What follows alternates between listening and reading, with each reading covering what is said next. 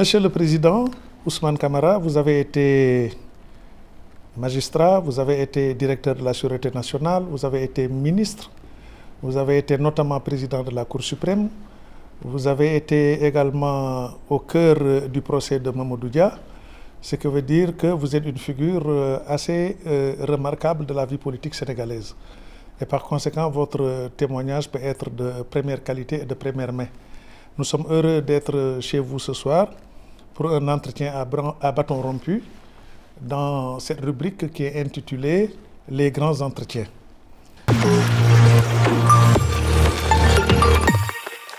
Monsieur le Président, votre jeunesse semble être à cheval sur deux cercles, pour utiliser les terminologies du découpage administratif colonial. Vous avez passé votre jeunesse entre Diourbel, cercle de Diourbel et cercle de Kaolack, n'est-ce pas? Oui, exact. J'ai pratiquement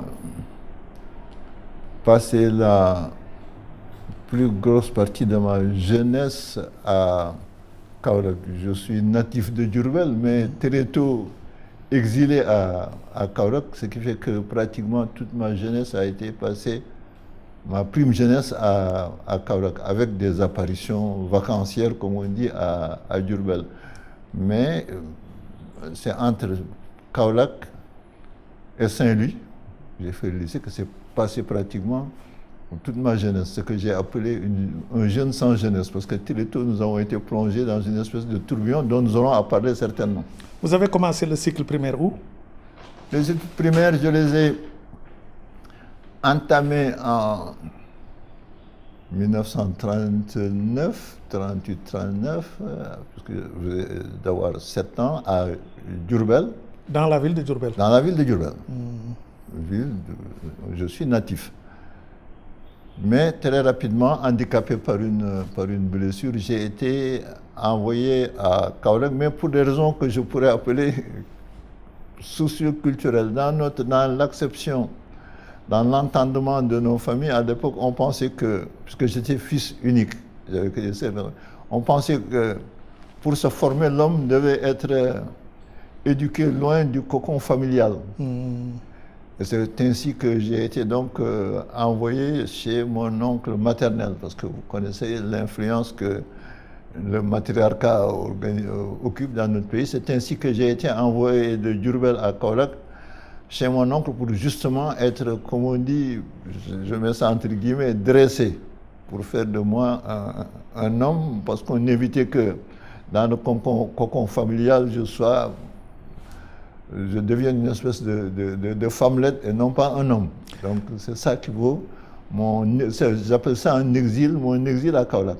Donc à la lumière de votre lieu de naissance et de votre date de naissance, pour quelqu'un qui connaît l'histoire du Sénégal, vous n'étiez pas citoyen comme les Saint-Louisiens et les Goréens, vous étiez sujet français. Donc non. Vous n'aviez pas les privilèges des Saint-Louisiens. Non, j'étais dès ma naissance citoyen français, puisque mes deux parents étaient citoyens français. Mon père né à Saint-Louis, ma mère née à Rufisque. Mais vous, à Diourbel? Oui, mais à l'époque, tout descendant, tout enfant de citoyen français était citoyen français. Ce qui m'a valu d'être, à ma grande surprise, convoqué lorsque j'étais au lycée par le service militaire français, parce que j'avais oublié justement que j'étais né français. Est-ce que ce privilège a joué ultérieurement dans votre carrière? Pas forcément. Dans votre destin, finalement, non, ce privilège? Aucune influence, et j'avais pu dire à l'inverse, ça a failli être un handicap, parce que très tôt, là aussi c'est ma vie émaillée d'anecdotes, au lycée, nous étions assujettis à ce qu'on appelait la préparation militaire. Ah, c'est exact. Préparer les lycéens, et il y avait une espèce de préparation militaire. Et comme vous le dites si bien, il y avait une espèce de distinction entre les citoyens et les sujets. Et nous étions tous des élèves du lycée. Arrivé à la préparation militaire, j'étais avec 2 de mes camarades pour une promotion qui en faisait à peu près une quarantaine. Nous étions que 2 citoyens et tous les autres étant des sujets. Nous passions nos journées au camp militaire. Et à notre grand étonnement, au déjeuner, nous voyons que pour nos camarades qui étaient dits sujets français, ils n'avaient droit qu'à un bout de manioc cru, et nous étions avec on nous appelait les originaires, on ne sait pas pourquoi, originaires, peut-être originaires des 4 communes. Nous avions droit à un repas assez conséquent à table, et ça nous a révoltés, voyant que nos camarades avec qui nous étions à l'internat au lycée, nous partagions tout, au service militaire, nous, à table, et eux, parqués comme des animaux avec chacun un bout de manioc en guise de déjeuner, cela nous a quelque peu révoltés. Et puisque ce genre de manifestation n'est pas admise dans l'armée, ça a failli, comme je l'ai dit, me causer des ennuis plutôt que des avantages. Donc, le fait d'être citoyen français, très tôt, m'a valu quelques petits déboires. Cette ségrégation entre natifs de la même colonie, les uns privilégiés par la citoyenneté française, les autres restés sujets français, alors ça fait partie des facettes les plus affreuses de la colonisation. Après Kaolack, le cycle secondaire, vous l'avez entamé où? À Saint-Louis? À Saint-Louis, entièrement à Saint-Louis, au lycée Faidherbe, où nous sommes arrivés, mes camarades de promotion et moi, en novembre 1946, ayant constitué ce qu'on a appelé pour toute l'Afrique occidentale française la première promotion de boursiers de l'AOF. Est-ce qu'il y a quelques célèbres parmi eux qui vous viennent à l'esprit, leur nom? Quelques célèbres parmi les camarades de cette promotion? Qui étaient des Africains, des Sénégalais, qui étaient des Sénégalais, des non-Sénégalais? Des Soudanais, certainement. Des Sénégalais. Nous avons même nous avons créé une association de ce qu'on appelle les anciens de la promotion de 1947, parce que nous étions la première promotion à faire le concours d'entrée en 6e. Et de l'après-guerre aussi. C'était la première fois que s'organisait en AOF le concours d'entrée en 6e pour les élèves boursiers, parce que jusque-là, le lycée était réservé à ceux qui pouvaient payer. Or, ceux qui pouvaient payer, c'était en dehors des Français, des Européens ou des Libano-Syriens, c'était soit des enfants de planteurs ivoiriens ou autres, mais les Sénégalais et certains autres ressortissants de territoires comme la Guinée ou le Dahomey à l'époque, les élèves étaient plus dirigés vers les établissements d'enseignement court comme le collège Blanchot, Saint-Louis, mais comme lycée, il n'en existait pour l'AOF que 2, le lycée Van Vollenhoven à Dakar et le lycée Faidherbe à Saint-Louis. Et c'est en 1947, donc 1946, qu'il y a eu ce premier concours d'entrée en 6e, et nous étions pour toute l'Afrique occidentale française 40 élèves à intégrer. Donc c'est ainsi que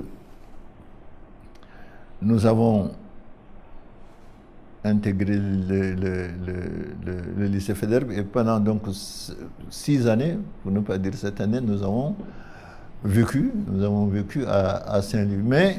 Mais avec ce fait que... Mais avez-vous en tête quelques noms encore parmi vos camarades de cette époque-là?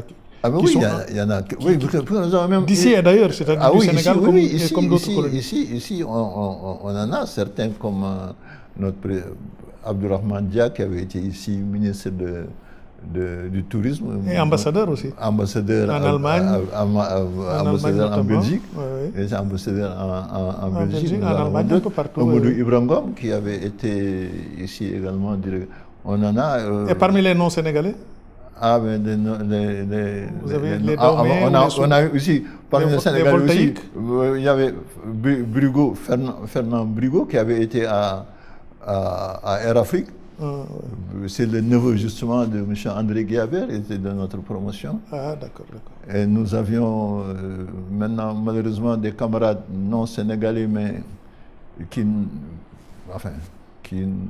sont plus de ce monde. Voilà. Et le bac en quelle année? Nous avons fait le bac en 1953. Donc nous avons été en 1947, nous en sommes sortis en 1953 avec le baccalauréat. En 1953, l'université était encore debout, mais pas encore? Non, c'était justement, c'était l'embryon. L'université venait en 1950, on venait de créer l'Institut des hautes études, qui était donc l'ancêtre, qui était l'embryon de l'université de Dakar, et nous faisions partie d'une des premières promotions Il y avait l'école, dans cet institut des hautes études, il y avait une école de droit. Donc l'université ne portait pas encore son nom. Non, c'était l'Institut des hautes études de Dakar. Pourquoi? Parce que ça n'avait pas la taille critique requise, c'est-à-dire la taille académique. Nous dépendons de cet institut, parce que jusque-là, ce qui faisait le lycée arrivait au baccalauréat. Je dois d'ailleurs préciser que ce fameux baccalauréat était à 2 niveaux, puisque jusque-là, jusqu'en 1947-48, ce qui faisait et le lycée Faidherbe de Saint-Louis et le lycée Van Vollenhoven obtenaient un diplôme qu'on appelait diplôme de brevet colonial, qui n'était pas le baccalauréat. Donc le baccalauréat en tant que tel, tous qui sont sortis jusqu'en 1947-48 obtenaient ce qu'on appelait le diplôme de brevet colonial, qu'on devait valider. Certains d'entre eux, comme les Valdiodio Ndiaye, etc., en France, ont eu, grâce d'ailleurs à la lutte de Lamine Gueye, ils ont obtenu l'équivalence de ce brevet colonial avec le baccalauréat. Donc c'est à partir pratiquement de 1947 qu'officiellement les lycées de Saint-Louis et de Dakar délivraient à la fin des études le baccalauréat au même titre qu'en France. Donc arrivé en 1957, les gens qui étaient titulaires du baccalauréat étaient envoyés dans les universités françaises. En 1950, on a créé une espèce d'embryon d'université, on a créé des écoles. On a appelé ça Institut des hautes études, rattaché à l'université de Bordeaux, à 2 universités de Bordeaux et Marseille. Et vous avez entamé l'enseignement supérieur ici ou en France? Ici, à Dakar. Ici, avant d'aller en France? Avant d'aller en France. Par le biais d'une bourse, avec une bourse ou sans bourse? Automatiquement, tout étudiant était attributaire d'une bourse. Mais à l'époque, on parlait des bourses de Lamine Gueye, les bourses municipales. Non, justement, non. Parce que Douta Seck en a bénéficié, Faliba en a bénéficié.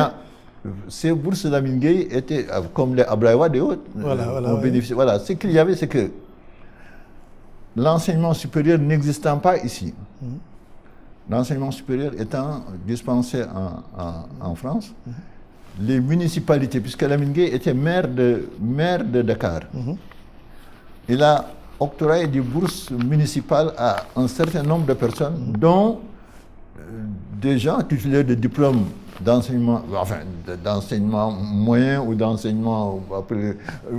Il n'était pas exigé d'avoir, mettons, le baccalauréat pour pouvoir avoir une bourse et aller faire ses études en ce qu'on appelait à l'époque en métropole en France. Absolument. Les gens étaient envoyés pour se perfectionner dans différentes activités. Donc la municipalité de Dakar, et ça il faut le mettre à l'actif de Lamine Gueye, il a octroyé un certain nombre de bourses à des catégories de Sénégalais, ou même de non-Sénégalais, sans spécification de spécialité ou de degré intellectuel. Il y avait donc des gens, certains, qui avaient, parce que ceux qui avaient, avant la création de l'Institut des hautes études, ceux qui arrivaient à obtenir le baccalauréat étaient immédiatement envoyés par les autorités françaises pour suivre les études. Mais la municipalité de Dakar octroyait des bourses à des gens qui n'étaient pas titulaires de ce diplôme.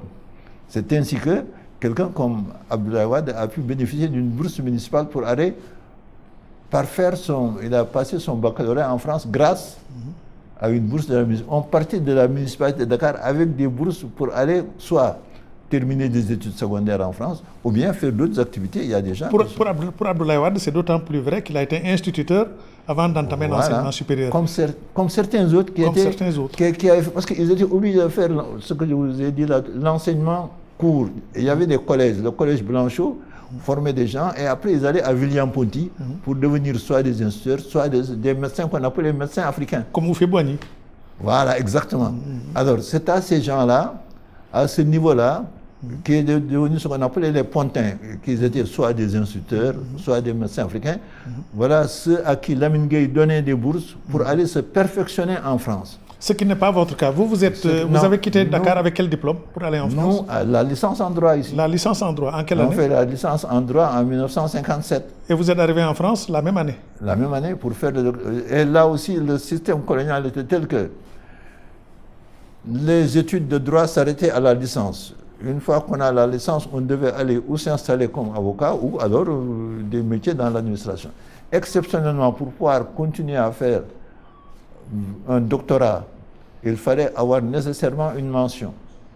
Et c'est ainsi que, en 1957, nous n'étions que deux, M. Amadou Sow, qui était devenu directeur de l'USB, et moi-même, à obtenir une mention pour pouvoir obtenir une bourse pour aller pour faire le doctorat en France. Mais avant vous, il y a votre célèbre devancier, Lamine Gueye. Il était docteur en droit, non?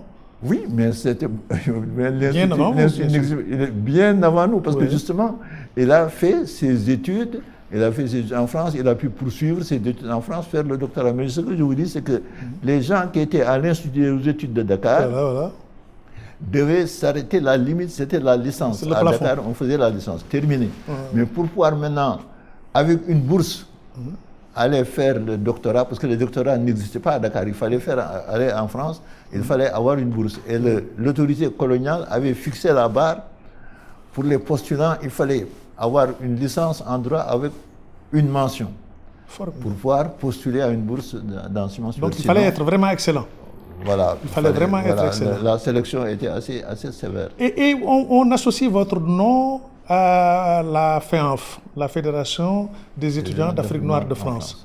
Cela a commencé quand? Dès votre débarquement en France ou bien sur le tard? Non, j'ai dit dans l'ouvrage que j'ai écrit sur les mémoires, je me suis mis dans la catégorie des jeunes sans jeunesse. C'est dès le lycée, donc Faidherbe, que la lutte que je pourrais appeler l'engagement politique anticolonial a commencé.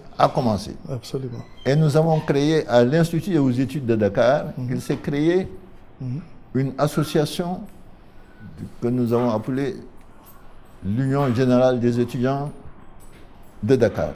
C'est exact. On avait ça appelé AGED d'abord, l'Union des étudiants de Dakar. Ensuite, cette organisation est devenue l'Union des étudiants d'Afrique noire, ici à Dakar. Donc, son pendant en France était la FEANF, la Fédération des étudiants d'Afrique noire en France. Nous, parce que cet institut aux études à Dakar, c'est là où j'ai commencé à militer, à être responsable de cette organisation qui était nettement anticolonialiste comme la FEANF. Ce qui fait qu'arriver en France pour gravir les échelons, ça a été facile. Vous étiez déjà voilà, la transition était toute faite, était toute faite. Voilà, je suis parti d'ici, membre de l'Union générale des étudiants d'Afrique noire, avec des étudiants de Dakar. De Dakar, UGED, oui. Oui, j'étais ici le directeur de publication. Nous avions un journal de Dakar étudiant, dont j'étais le directeur de publication. Et donc la transition s'est faite dès que je suis parti à Paris, de l'UGAO, l'Union générale des étudiants d'Afrique noire ici, j'ai intégré la Fédération des étudiants d'Afrique noire en France. Et vous avez gravi vite les échelons, vous ne l'avez pas présidé ici? J'étais vice-président de la Fédération. Dès que je suis arrivé, j'étais vice-président chargé des affaires extérieures. Qui était le président à l'époque? C'était Noé Koutoukloui, un Togolais. Mais le Guinéen Charles Diané aussi, le docteur Charles Diané. Le docteur Charles Diané le docteur Charles Diané, justement, a commencé ici avec moi-même. Il était notre président ici. Voilà. Parce qu'il était président de l'Union des étudiants d'Afrique noire ici à Dakar. Il faisait des études de médecine. Il était notre président. Et lui aussi, la même transition. Aller en France, il a continué à la FEANF. Il était président ici de l'UGAO.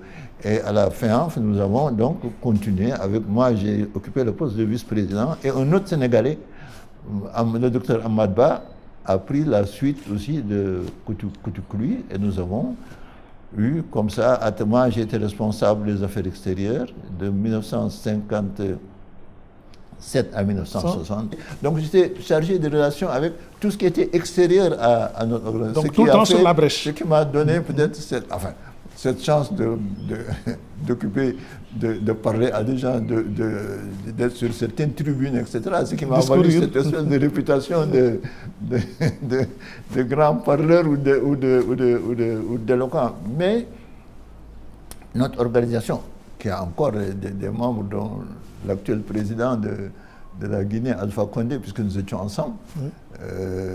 Mais lui, moins âgé que vous, quand même. Oui, mais n'empêche qu'il était quand même, il était à notre section de Toulouse, parce que moi-même j'étais vice-président de la FEANF, parce que nous avions des sections, et il y était en même temps, et nous avions ce qu'on appelait nos grands aussi, parce que à Toulouse et Besançon, il y avait Ablaye Wade, qui était un de nos, il était déjà avocat, mais quand même, qui nous coiffait. Nous avions des strates à la FEANF, nous avions des générations, des gens qui étaient des prédécesseurs, mais qui restaient là, et qui nous pratiquement, qui couvaient il y avait les plus anciens, les moins anciens et les plus jeunes. Et votre célèbre ami Amadou Alidien, il était où? Justement, nous étions exactement dans la même fournée, puisque nous avons fait nos études ensemble. Nous sommes partis de Dakar ensemble.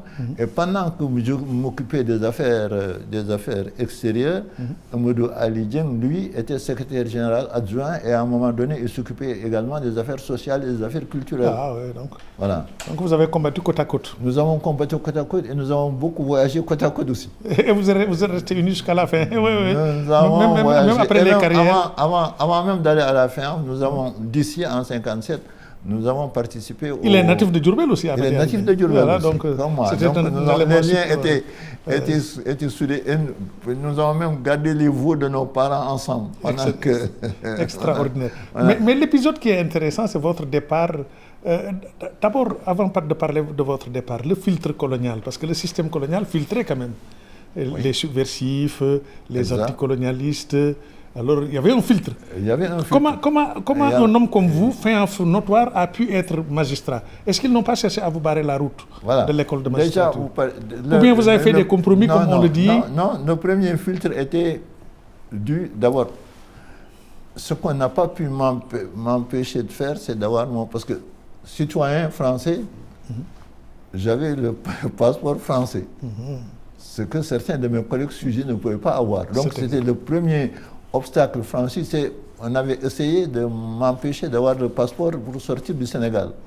Déjà, jugé élément subversif, mais puisque j'étais français, à part entière, parce que on m'avait obligé à faire le service militaire, j'ai jusqu'à présent mon livret militaire de français, heureusement que j'ai été vite réformé, mais donc j'ai pu, avec le passeport français, un Français pouvait aller où il voulait. Donc,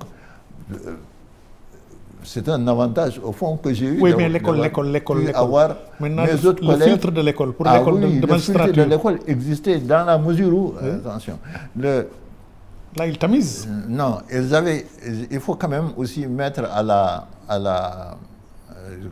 à l'actif de nos formateurs quand même, le fait que entre le système colonial tel qu'il était conçu par des administrateurs, comme par exemple, nous avions ici, lorsque nous étions étudiants, le gouverneur ici s'appelait Cornut-Gentil. Cornut-Gentil, Bernard Cornut-Gentil. BCG. Voilà.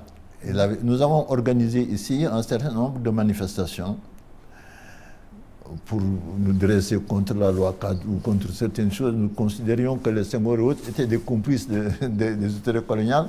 Et l'autorité politique a essayé de faire justement pression sur le personnel enseignant pour nous empêcher d'avoir les diplômes. Mais à leur oui, mais ça c'est en amont. Mais quand vous êtes arrivé en France, pour entrer à l'école nationale de la magistrature... non. Arrivé en France, donc j'ai fait pour l'entrée à l'école de la magistrature, en France, c'est le général de Gaulle. En France, pour accéder à la magistrature, c'est le général de Gaulle qui a créé, avec les événements de 58, c'est lorsque le général de Gaulle a pris le pouvoir qu'il a créé une école pour former des magistrats français. Très bien. Parce que jusque-là, il n'y avait aucune école pour le recrutement de magistrats en France, il n'y avait pas d'école de formation. Il n'y avait que pour les coloniaux qu'on avait à l'école de la France d'outre-mer une section pour former des magistrats coloniaux. Mais les magistrats français n'avaient aucune école où on les formait. Il y avait en France que l'ENA qui formait les administrateurs, les gens, les préfets, etc. Mais les magistrats étaient recrutés à partir d'avocats. Le général de Gaulle a créé le Centre national d'études judiciaires pour les Français.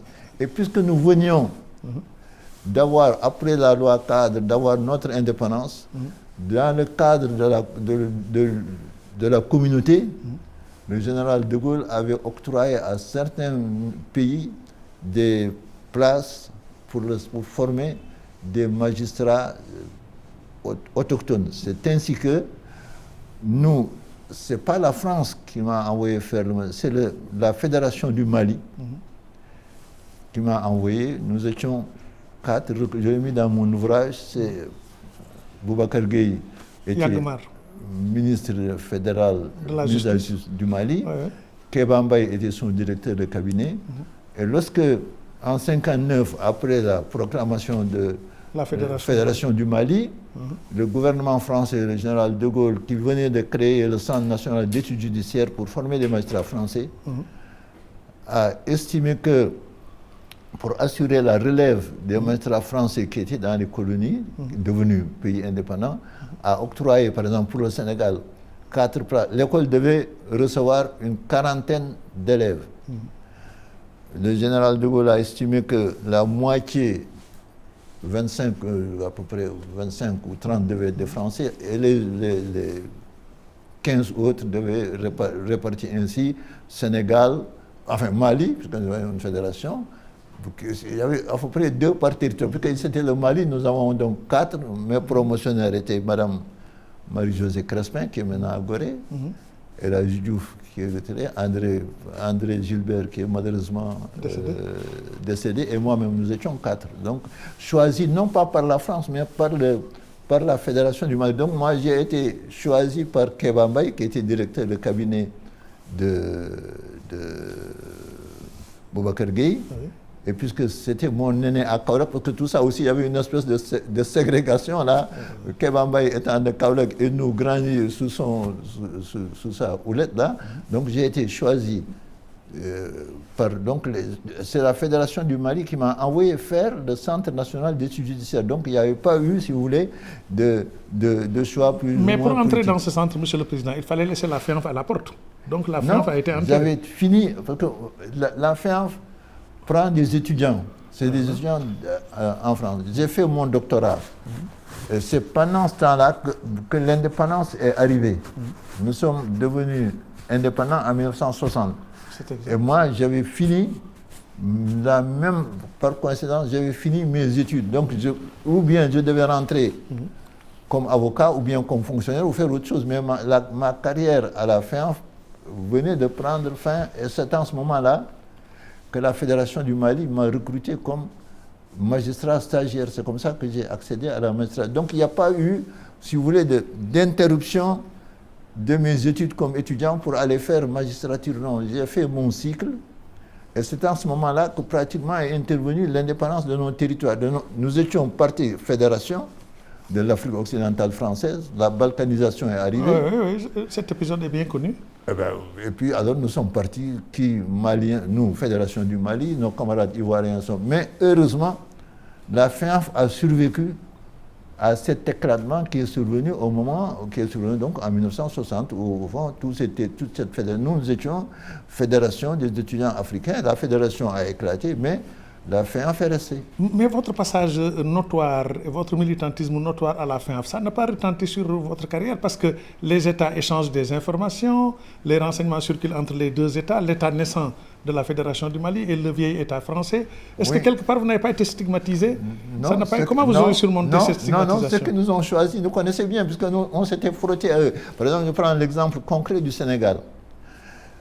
Avant l'indépendance factuelle là, avec des textes, ils étaient, par exemple, au Palais Bourbon, il y avait Léopold Sédar Senghor, député du Sénégal, et il y avait Mamadou Dia qui était sénateur, enfin ils étaient tous là. Sékou Touré était député de Guinée, et nous, Fédération étudiants en France, nous avions notre journal, l'étudiant d'Afrique noire, et nous les attaquions, donc nous les fréquentions, nous justement, en dépit de ces frictions-là, ils vous ont fait confiance? Le nouvel État sénégalais vous a fait confiance? C'est ça le paradoxe qui est aussi à mettre à l'actif de ces les frictions, la différence de perception, et même l'opposition parfois même physique. Les chocs idéologiques. N'ont pas influé sur le choix intellectuel des gens. Ça aussi, c'est une marque à mettre quand même à l'actif de ces gens-là. Ce qu'on ne voit pas aujourd'hui, enfin on n'a pas abordé on savait, et ce qu'il a illustré, c'est que quelques années après, parce que Mais il y avait aussi un besoin de cadre. C'est qu'on ne pouvait pas aussi vous mettre en marche aussi. Il y avait un besoin crucial de cadre aussi. Oui, mais que ces gens-là aient cette perception que le besoin de cadre devait primer sur le fait de chercher à éliminer un adversaire, c'est à mettre à leur actif. Parce que quand même, ça montre une certaine... Ils ont du mérite. Voilà, c'est un mérite à mettre quand même à leur compte. Et ce qui le ponctue, c'est que... Anecdote, nous étions, après bien des choses, je suis devenu ministre de Senghor et à une rencontre ici à Dakar, Amadi Diori, qui était venu représenter le Niger, à une réception au palais, m'a reconnu, mais nous nous étions vus avec des frictions étudiants et élus d'outre-mer, comme ils s'appelaient eux, et les relations étaient tellement tendues que il s'est étonné de me retrouver dans le siège de Senghor. Dans les salons. Et il a posé la question, comme ça, ouvertement, à Senghor. Après, il dit, mais c'est pas celui-là, c'est pas Kamara Ousmane. Ça me dit, il dit, qu'est-ce qu'il est? Il dit, mais c'est le ministre de l'Information. Il dit, tu en as fait un ministre? Il était tout à fait surpris. C'est comme si, il disait, si tu as mis le diable dans ta... Tu as fait de celui-là un ministre pour dire à quel point les relations étaient tendues entre étudiants et élus. Parce que chez lui, au Niger, entre Djibo Bakary et lui, c'était la lutte à mort. Voilà. Donc il n'a pas compris... Il n'a pas compris que le scénario sénégalais. Voilà. Là aussi, c'est pourquoi j'ai dit, on avait, en tant que Sénégalais quand même, une espèce de gentleman agreement qui faisait que véritablement les bagarres politico-politiciennes, là, pour dire, n'avaient pas de prise sur la valeur réelle et intellectuelle des partenaires. Et cette réflexion d'Amani Diori a fait sourire Senghor, parce qu'effectivement, dans d'autres territoires, c'est vrai, les relations étaient tendues et j'ai eu des camarades éliminés, politiquement éliminés et physiquement éliminés. Voilà, physiquement éliminés, que ce soit au Tchad, que ce soit au Niger, que ce soit, hélas, aussi à côté, à Conakry. Bien. Mais il y a aussi un autre épisode ou bien une autre, disons, période de votre vie qui a accroché l'attention des observateurs. Vous n'étiez ni officier supérieur de l'armée, ni commissaire de police, ni administrateur civil, et on vous a placé à la tête de la Sûreté nationale. Oui. Après vos années de militantisme au PAI et à la FINAF. C'est bien ça. Alors ça a un tout petit peu déboussolé et dérouté les observateurs. Là aussi, c'est un principe que Senghor avait posé. Et c'est pourquoi j'ai dit, ça c'est une parenthèse, que nous devons beaucoup à Senghor en ce qui concerne la mise en place de l'état de droit ici au Sénégal. Absolument. Il n'a pas voulu tenir compte des personnes. Il avait estimé que au sortir lorsque le Sénégal a rompu avec le Mali, et au moment où on a mis en place des institutions, lorsqu'on a installé la Cour suprême,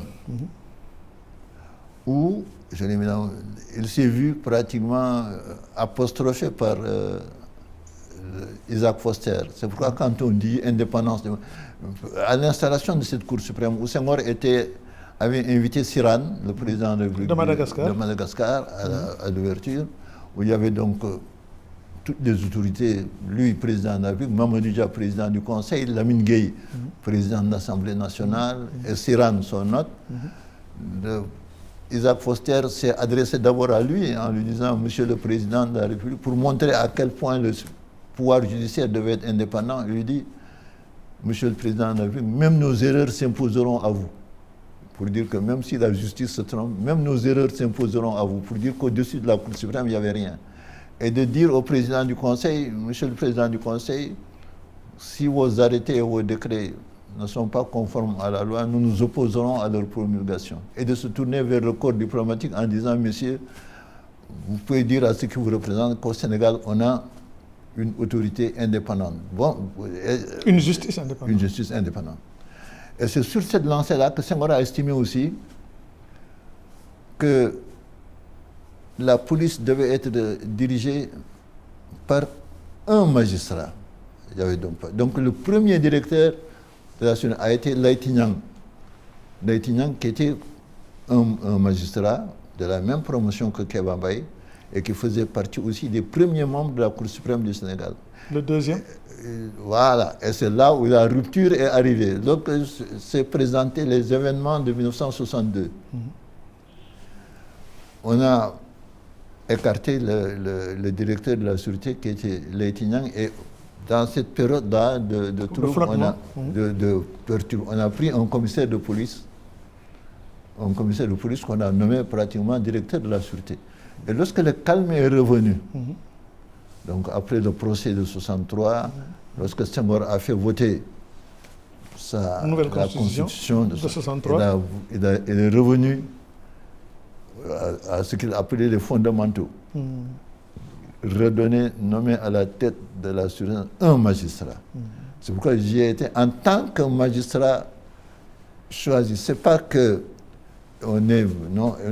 et c'est toujours là aussi presque un soldat qu'on envoie au front.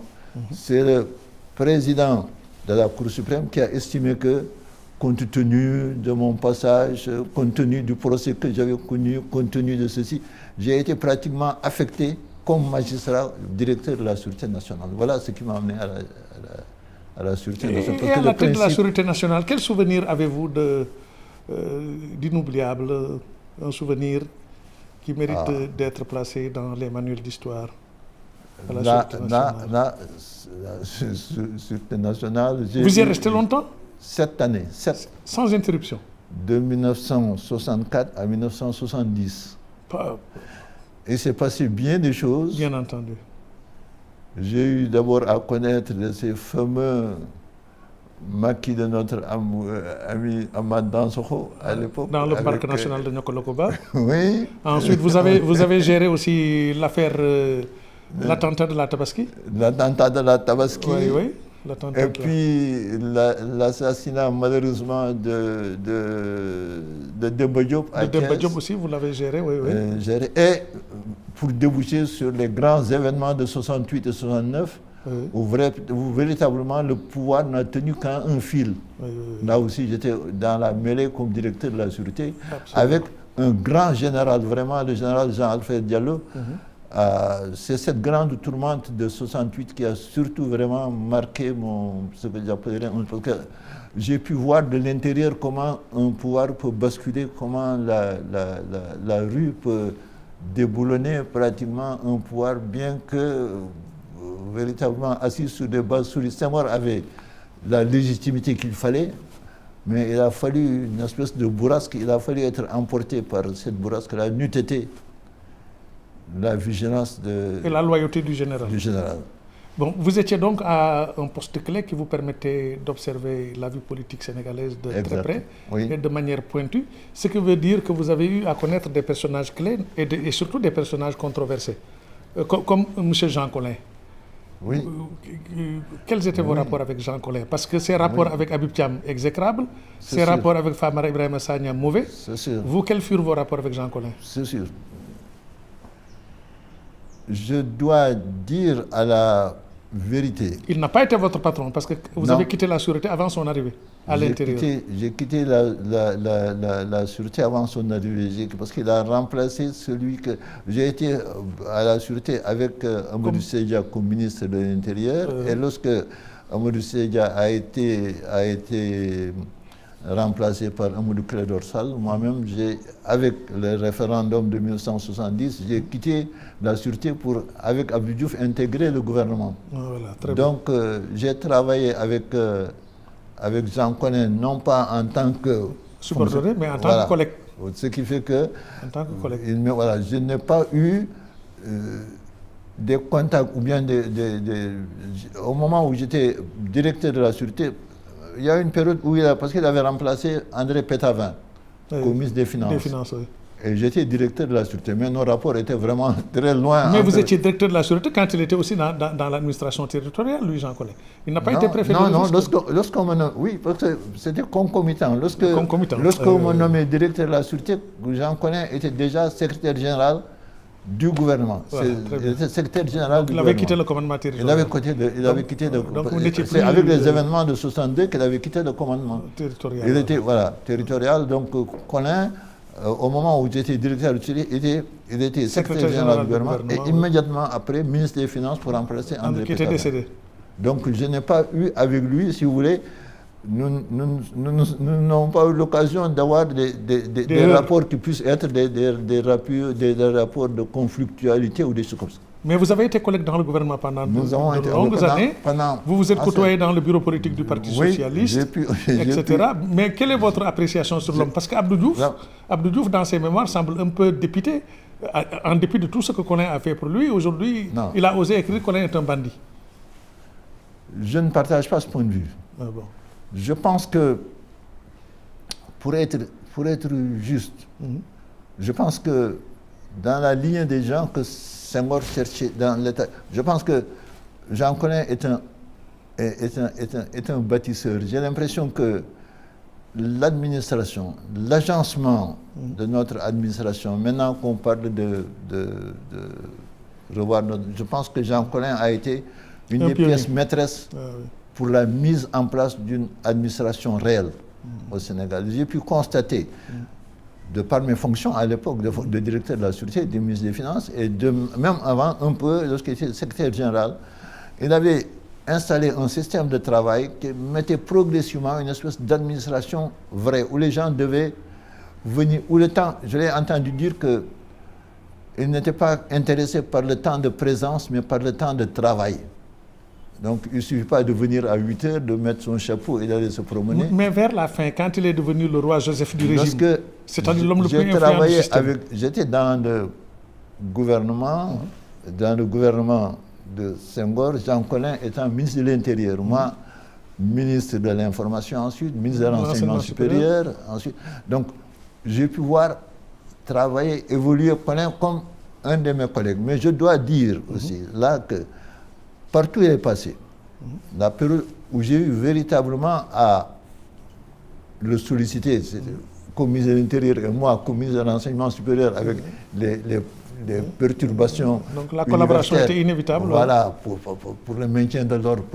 J'ai là aussi vraiment apprécié ce que j'appellerais la connaissance du terrain de l'homme. On sentait véritablement quelqu'un de très proche du terrain. Quoi qu'on puisse en dire, je ne sais pas quelles ont été ses turpitudes par ailleurs, mais je dois reconnaître en lui un grand administrateur. Vraiment, c'est maintenant que d'autres les considéraient comme bandits ou des choses comme ça c'est peut-être un domaine que je...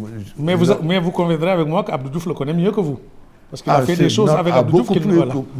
Parce que leur collaboration a été beaucoup plus étroite que moi. Absolument. Moi, j'étais un peu à l'extérieur. Il y a ce qu'on appelle le Batin et le Zahir. Il y a l'intérieur et l'extérieur. Nous étions un peu à la périphérie. Mais ce qui était à l'intérieur, donc se connaissant les uns les autres, c'est pourquoi j'ai dit, je ne peux pas partager un jugement parce que je ne suis pas dans la sphère des gens pour vraiment voir des turpitudes ou des... Ce que j'ai pu constater, c'est l'efficacité de l'homme avec qui j'ai eu à des moments précis des moments de travail. J'ai pu apprécier vraiment la célérité dans la décision, pas de tergiversation dans la prise de décision, et ça aide beaucoup dans des moments cruciaux comme les moments dont nous avons parlé, où vraiment il fallait rapidement agir. C'est pourquoi j'ai dit, j'ai de l'admiration pour l'homme. Pour cet homme, et puis pour le général Jean-Alfred Diallo, parce que je vous l'ai dit, j'ai toujours apprécié des gens qui prenaient des décisions rapidement. Qui prenaient leurs responsabilités. Voilà. Après le départ de Senghor, alors sa place est devenue plus prépondérante dans le système. La place de Jean Collin est devenue plus prépondérante dans le système. Il a été nommé ministre d'État, secrétaire général de la présidence, avec la haute main sur le ministère de l'Intérieur et sur les services secrets et tout. Les gens ont dit que finalement, il évoluait davantage vers la barbouzerie que vers... Oui. Moi, mais là, vous n'étiez plus aux affaires. Moi on m'avait là encore exilé à Londres. Dès que c'est moi parti, on m'a envoyé à Londres pendant 4 ans comme ambassadeur. Mais ça, c'est quoi? La disgrâce ou quoi? Pourquoi à Londres? C'était une disgrâce? J'ai dit que je pensais que malheureusement la question n'a pas été abordée par Abdou Diouf dans ses mémoires. On pensait, je ne sais pas, à tort ou à raison, on pensait que au départ, je ne sais pas pourquoi, mais les rumeurs Radio Cancan qu'on appelait Senghor, on me destinait à des sommets de l'État. Mais ce que j'ai constaté, c'est que le 1er janvier 1981, je suis passé de ministre de l'enseignement supérieur à rien du tout. Mais est-ce que dans la lutte pour le pouvoir à l'époque, notamment pour la succession de Senghor, vous n'étiez pas plus proche de Babacar Ba que d'Abdou Diouf? Non, c'était l'inverse. C'était l'inverse. Ah, vous étiez plus proche de Babacar Ba? Ah oui, puisqu'il m'avait même chargé de consulter certains pour les faire entrer dans un éventuel gouvernement. Donc c'est pourquoi c'est cette proximité qui faisait penser à certains que j'allais être ceci ou cela, etc. Mais le réveil a été un peu plus brutal que prévu. Mais pour dire donc que Senghor parti, moi-même je suis parti. Je suis parti à Mais à propos du départ de Senghor, on a dit beaucoup de choses. On a dit que les images du coup d'État de Samuel Doe, avec les présidents Tolbert et famille exécutés sur la plage de Monrovia, ont horrifié Senghor. La cassette aurait été montrée à Senghor, il aurait été horrifié. Madame Senghor, Colette Hubert, a dit « Oh là là, si c'est les nègres qui prennent le pouvoir comme ça, Monsieur Senghor, quittons le pouvoir. » Ça, c'est une version. L'autre version dit aussi que, quelque part, un rapport des services secrets français, le CEDES à l'époque, avait mis l'accent sur l'impossibilité pour un chrétien appartenant à une minorité d'être à la tête du Sénégal avec le triomphe de la révolution de Khomeini en Iran. Et que la position de Senghor allait devenir de plus en plus intenable. Et que les Français aussi ont escorté un peu son départ. Vous qui étiez aux affaires, quelle est votre impression sur tout ça, le départ de Senghor? Mon intime conviction, ma vérité à moi, c'est que Senghor, là aussi, comme homme d'État, savait où il allait. Il avait préparé son départ. Pour moi, ce n'est pas fortuit que Senghor ait choisi Abdou Diouf en 70, a choisi ce que j'appelle une génération. Pour la relève. Pour la relève. Et qu'il ait estimé que pour former son remplaçant, il lui fallait un délai. J'ai estimé que pendant 10 ans, quand je dis nous, il nous a formés pour la relève. Abdou Diouf, ça a été un peu la face finale, visible de l'iceberg. Mais au fond, Senghor avait pensé qu'il fallait préparer une génération. Que les gens de sa génération, le 68 lui a montré que pratiquement la société avait évolué à tel point que ni lui, ni les gens de sa génération, les Alioune Badara Mbengue, etc., voilà, n'étaient pas faits pour gérer le futur immédiat. Il s'est donc jeté à l'eau. Donc il a été visionnaire. Il a été visionnaire. Il a pris des gens en estimant qu'il lui fallait un temps pour les former.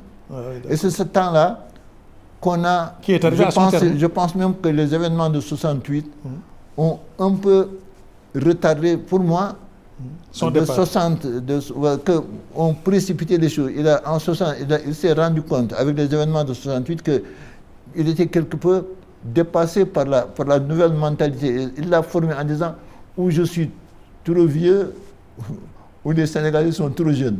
C'est pour lui donc qu'il y avait une rupture. Un décalage. Mais que partir tout de suite n'était pas ça, parce que c'est ça. Il a dit au général Jean-Philippe Diallo en son temps, écoutez, si vous voulez, prenez le pouvoir. Il dit non, c'est pas ça qui m'intéresse. Mais il s'est rendu compte qu'il fallait préparer la relève. Et c'est cette relève-là qu'il a commencé à faire en 70. Il a pris, et c'est ça qui est symptomatique. Absolument. Dans le gouvernement qu'il avait pris, je me suis retrouvé avec des camarades de promotion comme le docteur Daouda Sow, etc. Et puis les Alioune Sène. Donc il a pratiquement mis une génération aux commandes. En nous disant en même temps ceci, pour dire que vraiment, vous êtes, non pas ce que j'ai choisi pour dire, mais il faut que vous alliez connaître. J'ai commencé technocrate, j'ai fini presque comme responsable politique, parce qu'il nous a exigé de mouiller le maillot politiquement. Oui, d'aller militer. Sur le terrain. Et mon caractère de magistrat ne l'a pas empêché de me mettre, comme tout le monde, dans ce que j'appelle aller mouiller le maillot. Et il a fait prendre une loi pour dire que les magistrats détachés pouvaient faire des activités politiques, parce qu'il voulait qu'on ait un contact charnel avec la population, pour demain pouvoir diriger.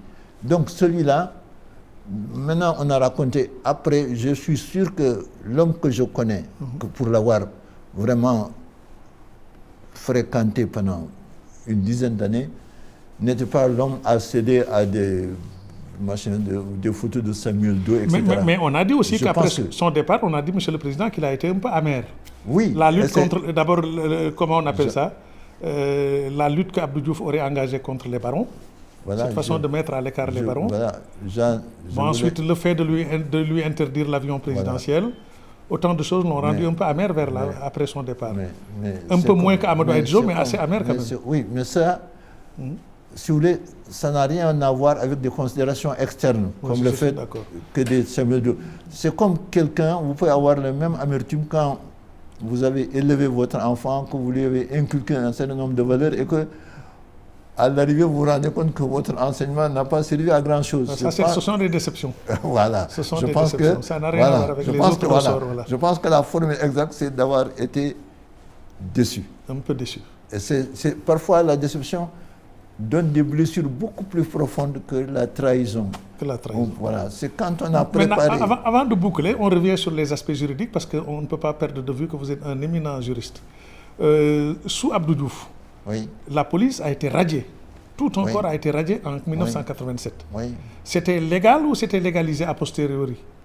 Oui, et là j'étais en posture, à l'époque où ça arrivait, j'étais président de la Cour suprême. C'est exact. Vous aviez un policier chez vous, en faction. J'étais président de la Cour suprême. Et lorsqu'est arrivé cet événement, j'ai eu à dire que généralement, avec Senghor, il y avait une espèce de, sans que ça soit mis dans le texte, il y avait une espèce d'usage que pour certains textes à caractère important, avant de les prendre, on consultait, on prenait l'avis de la Cour suprême. On parle souvent d'avis, est-ce que l'avis est contraignant, pas contraignant, mais il y avait une espèce de... Senghor s'était posé comme règle. Par exemple, dissoudre un corps aussi important que la police, prendre un texte pour prononcer la dissolution d'un organe comme ça, le texte sous Senghor aurait certainement passé, on aurait demandé l'avis de la Cour suprême. Mais Cette Monsieur le fois-ci, Président, est-ce que lorsque les barbares sont aux portes de Rome, on peut rester dans les querelles byzantines? Est-ce que le péril n'était pas sérieux? Parce que la police qui devait passer sous les fenêtres d'Abdou Diouf, et une police en révolte armée qui passe sous les fenêtres d'Abdou Diouf, est-ce qu'il ne fallait pas Oui. parer à Moi, permettrait au plus d'avoir pressé? entre le spontané, qui est une manifestation de rue, de toute façon, qui peut amener une réaction aussi spontanée. Par exemple, des policiers sont dans la rue, en face, il y a l'armée qui, à un moment donné, peut tirer, déflagration, etc. Comme j'aurais compris qu'on puisse dire, bon, le danger passé, on va voir peut-être quelles ont été les responsables. Comme ça arrive, des têtes, même si c'est des têtes fictives, punir les têtes en disant quand le bras a failli, on punit la tête. Chercher peut-être des responsables. Mais la réflexion, laisser passer, parce que ce n'est pas laisser passer un certain temps et décider comme ça, froidement, que tout policier sénégalais se trouvant à Dakar, à Fongolimbi, à Bakel, même à l'hôpital, donc n'ayant pas manifesté. devait être radié dans un corps. C'est comme si on disait maintenant, c'est l'uniforme, il a fait comme Victor, c'est l'uniforme qui vous condamne. C'est cette façon d'agir. Le délit d'uniforme, quoi. Voilà. Comme on dirait le délit de faciès. Voilà. Le délit d'uniforme, quoi. Ça, c'est un peu fort. Oui, c'est comme le fait, effectivement, que je ne sais pas qui est foutu, mais puisque c'est comme ça, l'uniforme, vous êtes tous policiers, donc tous je vous tue. Et c'est cela que moi, je n'ai pas apprécié. Jugé. Voilà. Pour rester dans le rayon du droit, aujourd'hui, il y a le procès d'Hissène Habré à travers une juridiction un peu hybride, c'est-à-dire ce qu'on appelle les chambres africaines extraordinaires. Alors, quel regard posez-vous sur ça, vous, en tant que juriste? Chambre africaine extraordinaire, c'est pas trop hybride? Oui, je dois avouer que... Je ne parle pas des aspects politiques, ça c'est autre chose, mais les aspects juridiques. Oui. Plus l'appellation est longue, plus les questions se posent. Généralement, chambre, machin, chambre africaine extraordinaire. Oui, on a... Et puis logé dans les juridictions sénégalaises aussi. On a l'impression, depuis ce que j'appellerais la fin, on a ce qu'on peut appeler la juridiction des vainqueurs et les vaincus. La justice des vainqueurs. Lorsque les barbares ont pris Rome, le premier, c'est que victif, malheur aux vaincus. Donc le vaincu, quand il est vaincu, on cherche des moyens, sous des oripeaux divers à trouver. Malheureusement, on se sert de la justice comme d'une espèce de... On prend les haillons on appelle ça justice. Je ne pense pas que cette fameuse, comment vous l'appelez, haute juridiction, machin, tout ça, pour juger... je ne pense pas que ça soit la justice réelle, à mon avis. En tout cas, pas la justice sereine. C'est pas la justice. Sereine. Je ne considère pas ça comme la justice. Maintenant, c'est comme, puisqu'on parle d'actualité, c'est comme ceux qui tuent et tout ça en disant ils le font au nom d'une religion. Ce n'est pas l'islam qui tue les gens. Ceux qui tuent actuellement là, c'est comme les juridictions là aussi. Ceux qui jugent, c'est vraiment pas la justice. Et quel regard portez-vous aussi sur la Cour pénale internationale, le fameux statut de Rome? On y envoie Gbagbo. On a aussi le tribunal spécial sur la Sierra Leone qui a pour client, le Libérien, la Charles Taylor. Or, on a vu qu'en Asie, pour juger les Khmers rouges, les Cambodgiens ont exigé que le tribunal se déroule là-bas, au Cambodge, à Phnom Penh. Mais pourquoi nous, on nous embarque toujours vers l'Europe? Vous pensez que c'est compatible avec la vérité juridique? Pourquoi nous embarquons? Vous savez, vous parlez de ce tribunal de CP. Vous savez, les États-Unis n'ont pas voulu participer. Ils n'ont pas signé le statut. Nous nous sommes ligotés. Nous nous jetons tête baissée dans tout ce qui on signe n'importe quelle convention. Voilà. Et après, nous crions. Absolument. Personne ne nous a... On a signé, si on n'avait pas signé, ça ne se passait pas comme ça. C'est ce paradoxe qui dit, au lieu de dire nous sortons de ce... Il ne fallait pas entrer dans quelque chose dont on savait que les résultats allaient être ce qu'on connaît. Je suis entièrement d'accord avec vous. Ce qui fait que, généralement, effectivement, quand on parle de ces choses-là, le juriste en moi, non pas se révolte, mais comme on parlait, est déçu. Parce que voir une institution aussi respectable, aussi respectée, servir à des besoins comme ça, absolument, parfois ça rend triste. Mais un homme politique comme vous, avec votre parcours, est aujourd'hui à la retraite. En 2000, vous n'étiez plus aux affaires, l'alternance est survenue. Est-ce que l'effectivité de cette alternance-là ne vous laissait pas perplexe au départ? Autrement dit, vous ne pensiez pas que une alternance au Sénégal allait avoir des secousses et des ondes de choc? C'est en réalité ça, ce que j'ai appelé la véritable mort de Léopold Sédar Senghor. Cette alternance de 2000 a montré effectivement la profonde déception et l'échec de Senghor. Parce que la famille de Senghor s'est déchirée et ça a permis la victoire de Wade. Jamais, si Senghor ne s'est pas trompé sur sa vision, je maintiens qu'il est un visionnaire. Il s'est trompé sur nous, il s'est trompé sur les hommes, les acteurs. Que nous étions nous. Ah oui, d'accord. Que ce soit Abdou Diouf, moi-même et les autres. Nous n'avons pas été à la hauteur de l'héritage. C'est ça la vérité. Sinon, effectivement. Si on a pu faire un retour, parce que Senghor qui pensait déjà en 68 que les hommes de sa génération étaient finis, qu'il fallait mettre des jeunes, et qu'on se retrouve en 2000. Avec Abdoulaye Wade. Avec, vous savez, ça... Un homme de 79 ans, 80 ça, c'est effectivement, non pas l'échec de Senghor, mais de la pensée de Senghor, mais l'échec du choix de Senghor. Senghor ne s'est pas trompé. C'est nous qui l'avons trompé. Nous qu'il pensait avoir formé pendant 10 ans pour pouvoir... Dès qu'il est parti, nous nous sommes mis à nous entre-déchirer. Au point de favoriser la victoire de l'adversaire politique. Voilà mon point de vue. Bon, mais sur les rapports Senghor-Wade, quel est votre regard? Parce que c'était l'adversité réelle ou c'était une collision Non, à mon avis, il n'y a jamais eu d'adversité réelle, dans la mesure où, véritablement, Senghor a eu pour... C'est pourquoi il lui donnait des qualificatifs assez affectueux, en l'appelant Djombor, etc. C'est des termes plus affectueux qu'offensants. Il voyait en lui quelqu'un... Oui. Voilà. Non, il n'y avait aucune... Au contraire. Mais il pensait quand même que Abdoulaye Wade n'entrait pas dans sa conception qu'il fallait donner aux jeunes. Il considérait Abdoulaye Wade exactement comme les gens, comme si c'était Alioune Badara Mbeng ou quelqu'un d'autre. Mais il avait besoin de Wade dans un partenariat démocratique. Il a eu besoin à un moment, lorsqu'on lui a demandé pour son entrée à la... Dans un partenariat démocratique, il avait besoin d'Abdoulaye Wade pour le jeu. Il fallait un multipartisme et il a trouvé Abdoulaye Wade l'occasion rêvait pour ça. Mais il n'y a jamais, à mon avis, il n'y a jamais eu j'allais dire, d'adversité ou au contraire.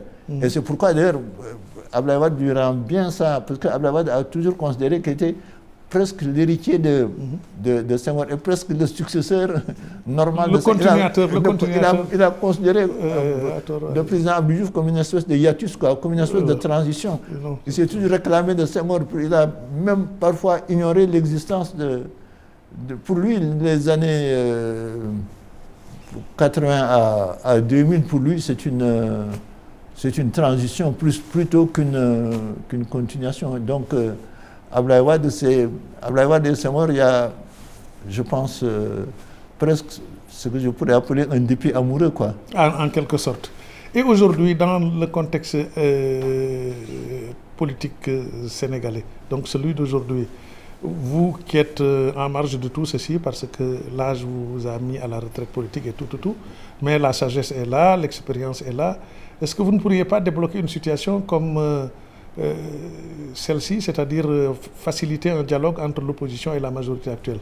Parce qu'on parle de médiateur, qu'on parle de décrispation, d'apaisement, de dialogue Wade-Macky, etc.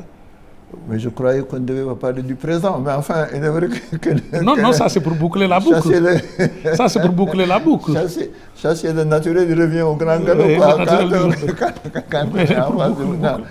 Je pense que le terme employé un peu peut-être... Non. Ou bien Famara Ibrahima Sagna est plus... Non, débloquer... Non.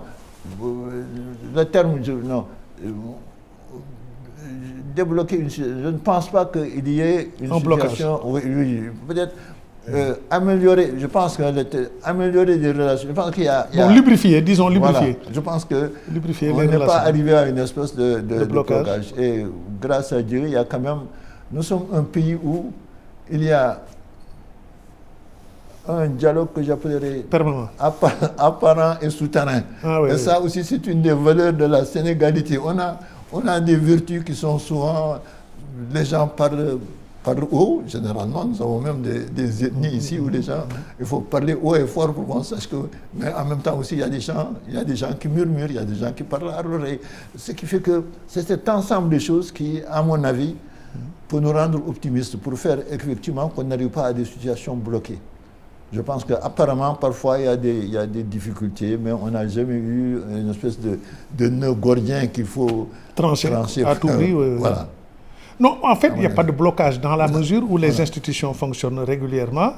Alors le gouvernement travaille, l'Assemblée nationale fait son travail, toutes les institutions tournent, j'allais dire, à plein régime. Oui. Mais il y a quand même ce qu'on appelle un climat politique, un climat social. Exact. Alors des choses auxquelles les Sénégalais ont été toujours habitués, c'est-à-dire l'apaisement. Par exemple, une chose comme l'apaisement, une chose comme la décrispation, alors une chose comme la détente. La détente, voilà, la détente. Mais vous ne pourriez jouer aucun rôle, vous ne pensez pas que vous pouvez le faire à la manière d'un Famara Ibrahima Sagna, c'est différent? Parce que dans un passé, Famara Ibrahima Sagna a été toujours un trait d'union entre Abdou Diouf et Senghor, entre Abdou Diouf et Abdoulaye Wade. Oui, il y a jusqu'au contact de Popenguine et tout en 88, l'état d'urgence et tout. Oui, ce qui fait la richesse de notre pays, c'est qu'il se trouve toujours à un moment précis des interventions qu'on pourrait même appeler, je mets ça entre guillemets, presque irrationnel. On a une espèce d'émergence d'intervenants. On a souvent pleuré la disparition de feu Serigne Abdou Aziz. Mais il se trouve toujours, il y a des gens qu'on connaît, il y a des gens qui sont moins connus, il y a des gens qui sont masqués, il y a des gens qui sont, comme je disais tout à l'heure, souterrains. Mais l'objectif étant connu, visé, éviter que les perturbations, les malentendus, les dérapages, puissent aboutir à une catastrophe. Heureusement, nous avons des Sénégalais assez désintéressés et assez écoutés pour éviter qu'on arrive à l'irréparable. Et je suis convaincu que, à un moment ou à un autre, tout ça, nous pourrons en parler pratiquement comme une page d'histoire assez tumultueuse, mais sans aucune catastrophe. Je vous remercie, Monsieur le Président.